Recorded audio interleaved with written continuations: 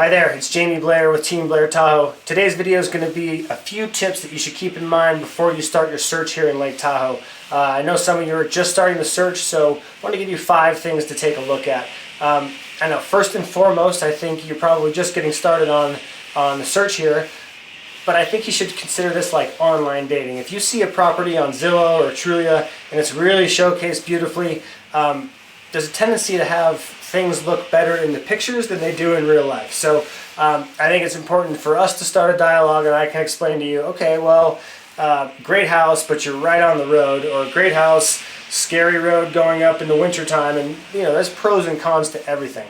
That brings us to our next point, number 2, of every area in Lake Tahoe is different. It makes it very hard for pricing, and it takes kind of an education process to explain to you why 1 mile down the road things are much less expensive than they are in, like, say, Chamberlain's versus Tahoma. So every area has different homeowners associations, different sun aspects, different snow ratios. So very important for you to be educated about all the areas, and that's where price per square foot kind of gets thrown out the window. Does the house have a view?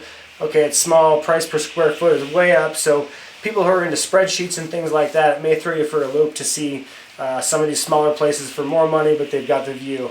These are all things that need to be educated. If we're looking at Tahoe Donner, that's where you may be able to do price per square foot. But every area is different. So number 3 is something to consider. We are in snow country. Very, very snowy. This has been a huge year for us. So really important to understand, how the roads are to get to the house, how far it is from where you park your car to the front door, because you come home at 2 o'clock in the morning, you got to shovel 100 feet.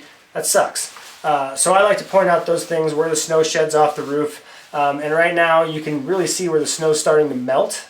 So some of the areas are much more sunny. Give you an idea of one side of the road that's shady, one side of the road that's in the sun, and there's half the snow there. So number 4 is the importance of inspections. Now everyone's going to do a home inspection and a pest inspection, but I really want to focus on mold, dry rot, anything structural.